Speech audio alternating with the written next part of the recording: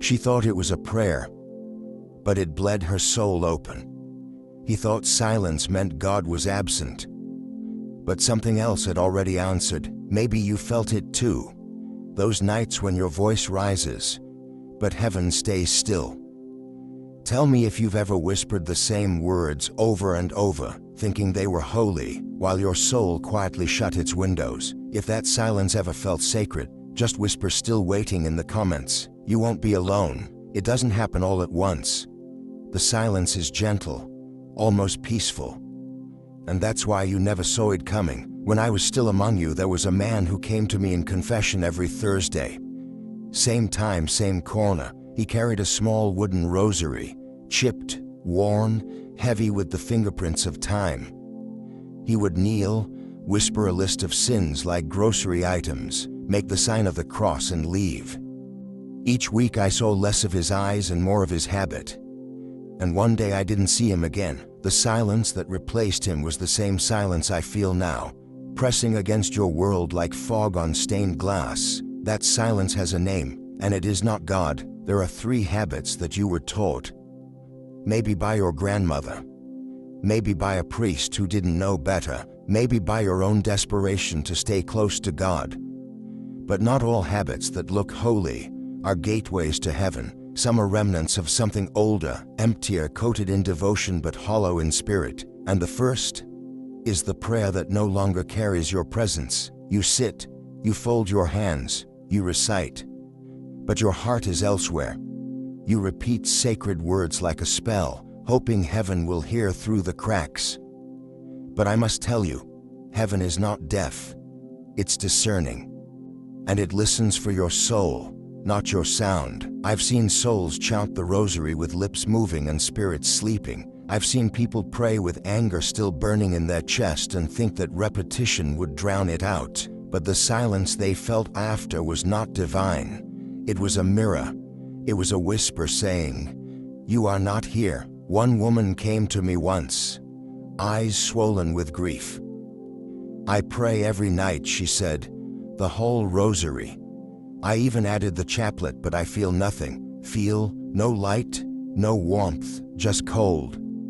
I asked her, "Do you remember the last time you prayed without your phone next to you?" Her silence was louder than confession. Sometimes we place sacred words beside distractions and expect miracles. Sometimes we kneel but our mind scrolls. Sometimes we say his name with a tongue that just cursed a brother. The soul hears everything, and heaven waits for the moment you mean it. I tell you this not to accuse, but because someone must. There is a danger in empty prayer. Not only does it fail to open the heavens, it opens something else. Every space you hollow out with words but no presence becomes a space that something ancient can occupy. I once told someone quietly, if your prayer is empty, something else will fill it. Not because you're evil, but because spiritual law does not tolerate vacancy. The enemy does not fear your prayer, he fears your presence inside it. There's a phrase written in Latin on an old paper the church never published: vacuus oratio, fit invitus spiritus. A hollow prayer invites a foreign spirit. When I first read it, I wept, not because I didn't believe it, but because I'd already seen it in the eyes of too many souls. That man with the wooden rosary, he had memorized the entire litany of saints. But when his wife died and his prayers remained unanswered, something else began answering him. In signs, in dreams, in coincidences too precise to ignore. He thought it was heaven catching him, but it was the abyss, wearing a familiar face. He mistook those responses for divine comfort. But his eyes changed, his words became sharp, and his soul drifted out of the confessional and into something that no longer needed candles to feel sacred. Maybe you've done it too. Maybe last night or the week before you repeated a holy phrase without even tasting it. Maybe your lips said, "Thy will be done," while your thoughts plotted vengeance. Maybe you whispered, "Forgive us our trespasses," but refused to return that one phone call. Do you feel that chill in your memory now? That faint echo of a time when you felt nothing, even while praying everything? That was your soul saying, "I'm still waiting for you to come home." There was once a man who asked me, "Padre, Why do I feel further from God the more I try to pray? And I told him the truth no one had ever said out loud. Because he is not where your voice is. He is where your heart stopped showing up. Silence isn't always heaven's absence. Sometimes it's his mercy not answering a lie. You weren't supposed to know this. You weren't supposed to question whether your habits could be hollow, but you're hearing it now, and maybe, just maybe, you can still undo it, even now, when you speak next. Don't bring the words, bring yourself. Sit with him in the silence you fear. Don't say the prayer. Become it. That's when the silence shifts. That's when heaven leans in. That's when the real voice begins. And that's when you'll know. It was never about saying more. It was about being fully there when you said even one word, because the most forbidden habit is the one that makes you sound holy, while your soul is missing. So tell me, have you ever done it too? Whispered sacred syllables while your heart wandered down a darker path. If this stirred something in you quietly, let it, then share it. Not for me, for the one you know is still repeating the prayer that left them empty. She blessed herself before the mirror, her fingertips tracing the sign of the cross across skin still marked by a night she didn't dare remember. Behind her the room smelled of perfume, not prayer. The screen still glowed from what she'd watched before kneeling. And yet, she said the name of the Father, the Son, the Holy Spirit, as if the space hadn't already been claimed by something else, as if the symbol itself could override the atmosphere it was summoned into. But symbols don't override, they reveal. The second habit is the one no one wants to question. It feels sacred, it looks familiar, but I need you to hear me clearly. Where you invoke the holy matters just as much as how you invoke it, because a cross traced in a defiled room isn't protection, it's provocation. There was a boy who used to kiss his crucifix every morning. He wore it to school, to bed, to the places he shouldn't have gone. One night, he walked into a party with it tucked under his shirt. He didn't notice when the music changed. He didn't notice when his thoughts did too. But when he woke up the next morning and felt nothing, no guilt, no ache, no sense of wrongness, he thought maybe that meant it wasn't so bad, but I knew better. Because when the cross stops stinging you in sinful places, it's not because you've been forgiven, it's because your soul's nerve endings have gone numb. You make the sign of the cross before you drive, before you eat, before you sin. You droid over beds that haven't seen prayer in years. You make it in the dark while looking at things that poison your conscience. And you wonder why silence follows. You wonder why your prayers feel heavy. Why your sleep is dreamless or haunted. Why the mirror doesn't look back with warmth anymore. It's not that the cross failed you. It's that you used it as a stamp, not a sword. The cross is not magic. It's a declaration of spiritual territory. And every time you make it, heaven watches where you're planting the flag. Is it on holy ground, or have you just carved it into a battlefield already lost? The enemy does not tremble at the gesture. He trembles when the soul behind the gesture means it. And too often, I have seen hands move while hearts stay seated. One woman, widowed, devout, quiet, came to light a candle in the chapel. She carried a small cross in her coat pocket.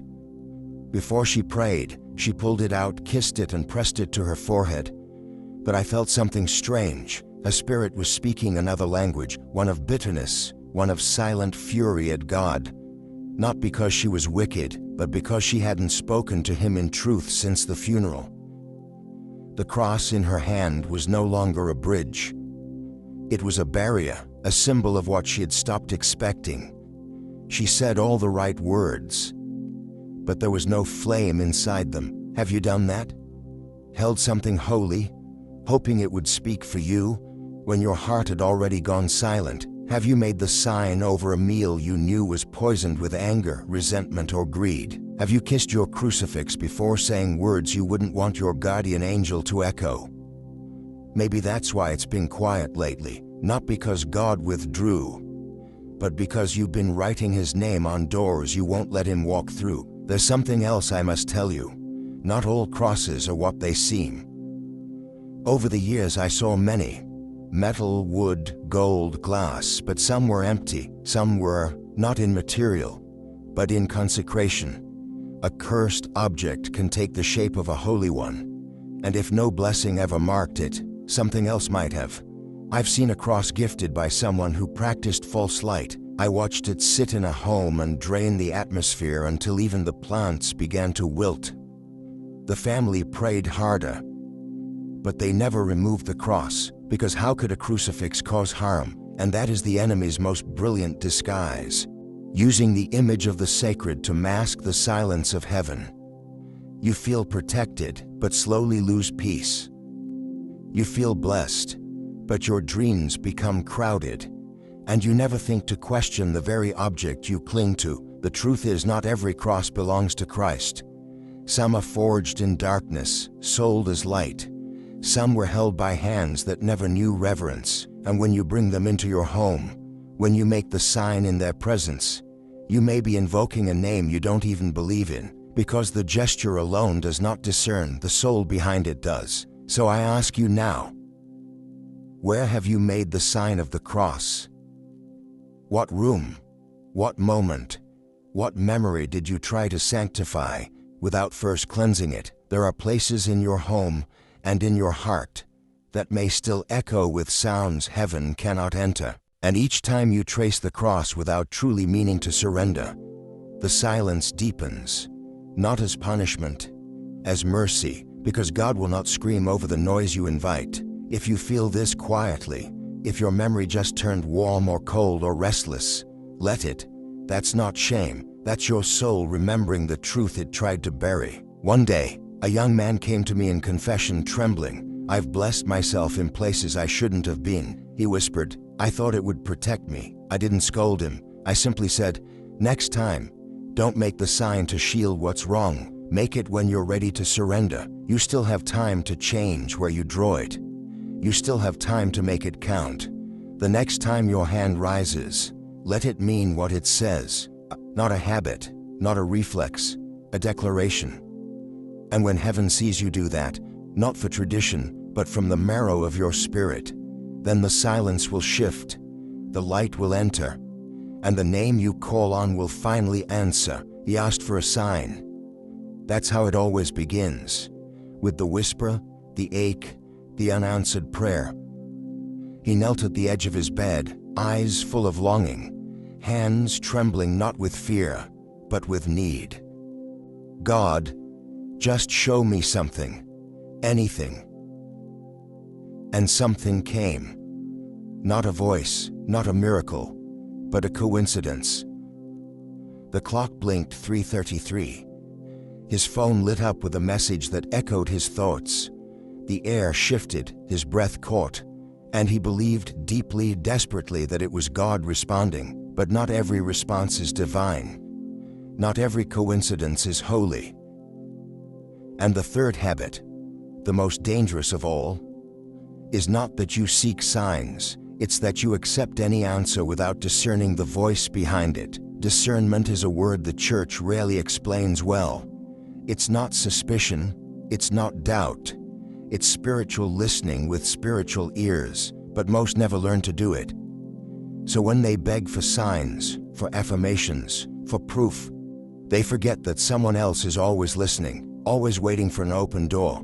And signs are easy to fabricate. I watched it happen to a woman who prayed before every decision. She asked for signs in numbers, in colors, in wind that brushed her cheek. If I see a white bird today, I'll know it's you. She said this softly, sincerely, but what she never asked was, and if it's not you, who is it? That's the trap. When we demand signs but refuse to test their source, we're no longer listening, we're simply hunting for permission. And spirits that are not of God specialize in permission. They mimic peace. They imitate presence. And when they respond quickly, subtly, intimately, we confuse access for authority, response for righteousness. One man once told me, "Padre, I asked for a sign, that if I should go back to her, I would see a red car in the next minute, and I did." He smiled, thinking he'd been guided. But I asked him, Did you feel peace in your spirit? Or did you feel relief in your flesh? The look in his eyes changed. That was the first time he realized not all affirmation is sacred. Here is what most never say out loud. The enemy does not always speak lies. He speaks what you want to hear. He grants what you already desire, not to bless you, but to blind you. So when you ask for a sign, he gives it, not as a gift, but as a leash. And before long, you stop asking God for signs. You start following feelings dressed as light. There is a moment, quiet and terrifying, that comes to every soul who has gone too far down that path. It's the moment when God truly does go silent, not because he is punishing you, but because he will not compete with an echo. He doesn't fight to be heard, he waits to be wanted, and in that silence another voice grows louder. It uses memory, emotion, familiarity. It will even use scripture. But it does not convict. It comforts you in your delusion. It wraps you in velvet while it slowly extinguishes your fire. Have you ever felt that? A warmth that isn't holy. A pull that seems peaceful but leaves you dry. A dream that feels divine, but the more you chase it, the more lost you become. That is the moment the third habit shows its cost, because the soul that asks for a sign is still reaching. But the soul that follows any sign is already walking blind. When I was still breathing, I saw it often in confessions. People who didn't know they had already crossed into spiritual imitation. They would tell me, I feel guided. But they looked tired. They would say, I saw a sign last night. But their dreams were full of shadows, and they couldn't understand why the more signs they received, the more distant they felt from the voice they used to know. Discernment requires stillness, silence, surrender. It is the art of saying, even if I receive nothing, I will wait for only you. And that's the prayer most fear to make. Because they don't trust silence. They think silence means abandonment. But in truth, silence is the test of spiritual maturity. Only heaven dares to be silent long enough to refine your soul. Everything else rushes in. So how do you know if you've been misled? You look at the fruit, not the sign, not the thrill, but what it birthed in your soul. Did it deepen your peace? Or did it feed your control? Did it humble you or did it affirm your ego? Did it lead you to greater light? Or did it give you an excuse to walk into shadow with the cross still hanging around your neck? You know, deep down you already know. There was once a woman who said she saw angels in her dreams after praying for guidance. But the more she listened to them, the more withdrawn she became. The more judgmental, the more restless. Until one day, she said she no longer needed the Eucharist because the voices told her she was already one with the divine. That's not ascension, that's deception in sacred language. I'm telling you this not to terrify you, but to give you back what was stolen. Your ability to listen slowly, to wait without panic, to question what feels right when it bears no holiness. Because silence from God is not absence, it is his greatest form of protection. While he waits for the voices to quiet, for the soul to return, for the seeker to remember, it is not the sign that makes the path holy. It is the one who gives it. So the next time you ask for a sign, ask also for the discernment to recognize its source. Ask that it be a sign only he can give, not one that flatters, not one that indulges, but one that pierces gently and leaves you changed. If you've ever followed a sign into darkness, this is not your ending. If you've ever misread the wind and called it the Spirit, you are not cursed. You are being called back, quietly, softly, not with thunder, but with a stillness that asks only one thing. Come away from the noise, sit with me again. Because the most dangerous prayer is not the one unanswered. It's the one answered by a voice you never tested, and the silence of heaven is sometimes the loudest mercy of all. If these words stirred something in you, if a memory just lit up, or a dream you once trusted now feels different, don't run from it, write it down, sit with it. Share this with someone who's still following signs without ever looking up. And next time you ask for a sign, make sure you're also willing to wait for the silence that tells you it's real. You kept praying, but you stopped listening. That's where it turned. That's when the distance grew, and you didn't even notice, because your voice was always louder than your ears. You filled the room with your wants, your fears, your tears, your repetitions. And you mistook that fullness for presence. But heaven doesn't speak into noise. It waits for the room to clear. This is the hardest truth I'll tell you. It's not that God stopped speaking to you. It's that you never learned to stop speaking long enough to hear him. There was a man, devoted, disciplined, who came into the chapel at dawn every day. He carried a small book of prayers, worn at the edges, heavy with years of use. He would sit, bow his head, and begin, not a second wasted. He prayed for his children, for protection, for wisdom, for the country, for peace, for healing. 45 minutes of intercession, strong and sincere, and then he stood, crossed himself, and left, every day, for years. And yet he always said, "Padre, I never feel anything back." And I asked him, just once, "When do you let him speak?" He blinked, confused, as if the idea had never occurred to him. Because to him, prayer meant offering, words, movement, discipline, but not receiving, not silence, not the raw stillness of presence that doesn't ask, doesn't demand, only abides. You were taught to pray, but you were never taught to listen. The fourth silence is not the absence of sound, it's the absence of surrender. The habit that blocks heaven is not defiance, it's dominance. You think the prayer begins when your mouth opens, but in truth, it begins when your soul falls quiet enough to hear what it never dared to ask. He once said to me after another morning of unanswered tears, "I just want God to say something back." And I said, "Then stop speaking like he owes you a response."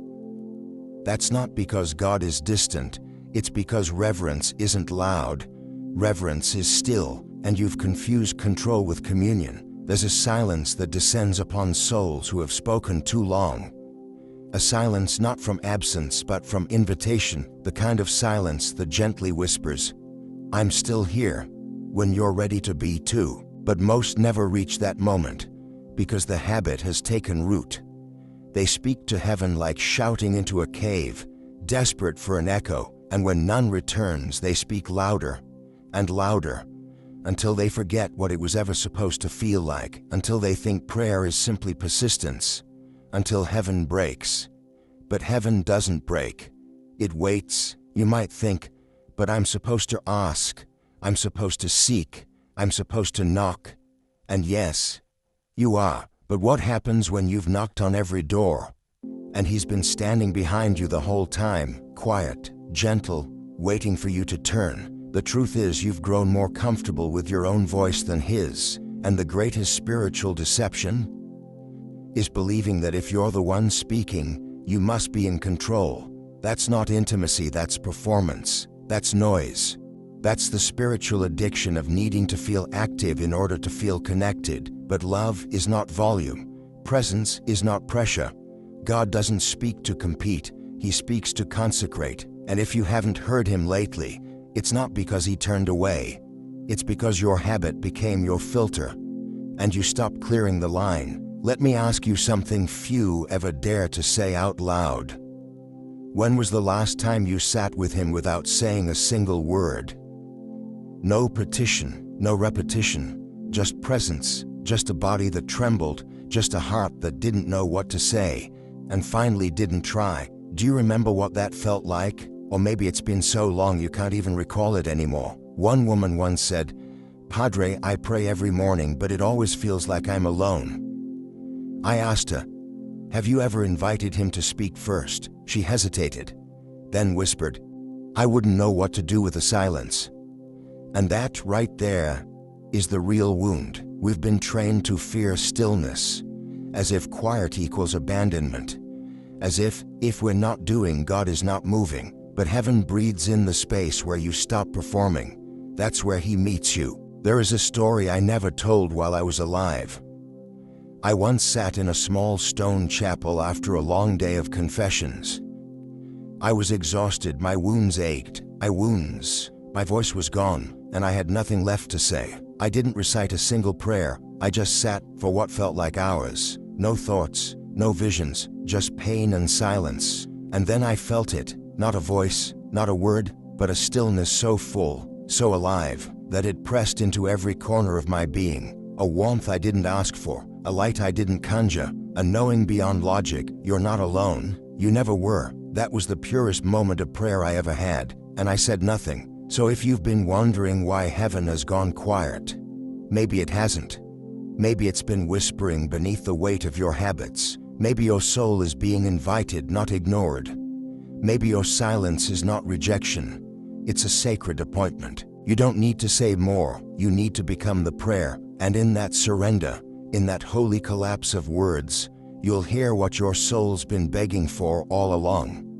Not answers, but presence. So tonight, don't ask, don't plead, don't perform. Just sit. He's already waiting in the silence. You thought it was silence, but it was a signal.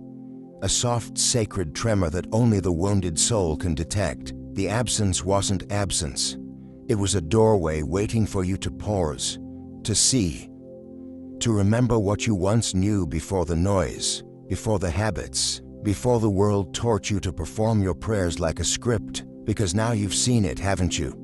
The threads that bound your voice, the empty prayers you whispered while your heart was elsewhere, the cross you drew over rooms still echoing with sin, the signs you followed without ever asking who was behind them, and the silence, the deep, aching, unbearable silence that you blamed on heaven.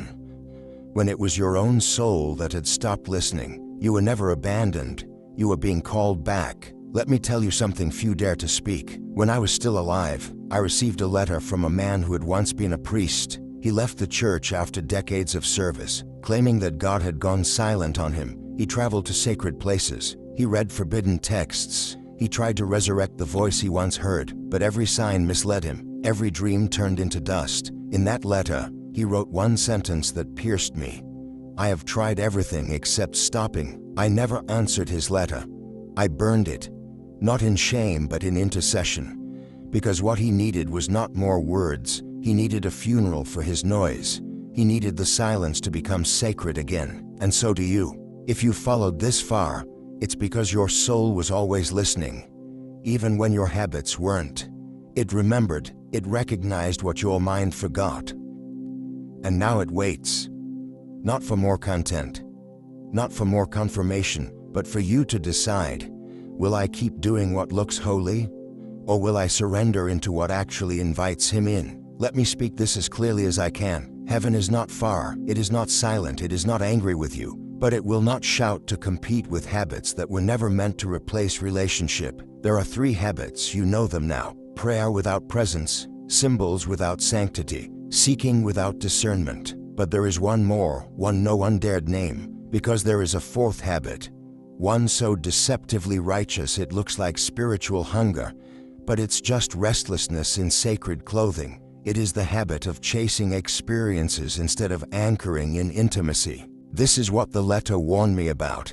And this is what I must now warn you. The devil doesn't just use sin to distract you. He'll use the appearance of growth. He'll let you run after signs, revelations, prophetic words, spiritual trends, until you're exhausted and disconnected and still calling it faith. But God waits in the stillness, in the quietest corners, in the room where you stop needing more and start receiving him. So if you felt the silence, if you felt the void, if you've wondered why it all stopped working, it didn't stop. You just outgrew the noise. And that's not failure, that's calling. Return. But not to your old prayers. Return to the still ground where your soul first trembled. Return to the cross, not as a gesture but as a gate. Return to the voice, not the loud one, but the low whisper that waited beneath all your asking, because he never left. You just layered too much over the space where he used to walk. Tonight, let that space open again. Turn off the sound, lay down the script, remove the cross from your neck and place it in your hands. Feel its weight again. Ask nothing. Just hold. Just be. If this pierced your heart, then maybe it wasn't my voice. Maybe it was his, finally reaching you through the static. And if someone you love is still trapped in the repetition, still making signs over darkness, still begging the sky for an answer, they need this too. Share it, whisper it, don't explain it. Let their soul remember like yours just did. And before this ends, I'll ask you for one last thing. Light a candle, not because you need light in the room, but because the act of lighting it will remind you that something holy still burns, even in your silence. That fire is you. One day you'll remember this moment, not as content but as consecration. The day heaven stopped feeling distant, because you finally stopped filling the silence and let God speak again. This wasn't a video, this was a knock. Now go open the door.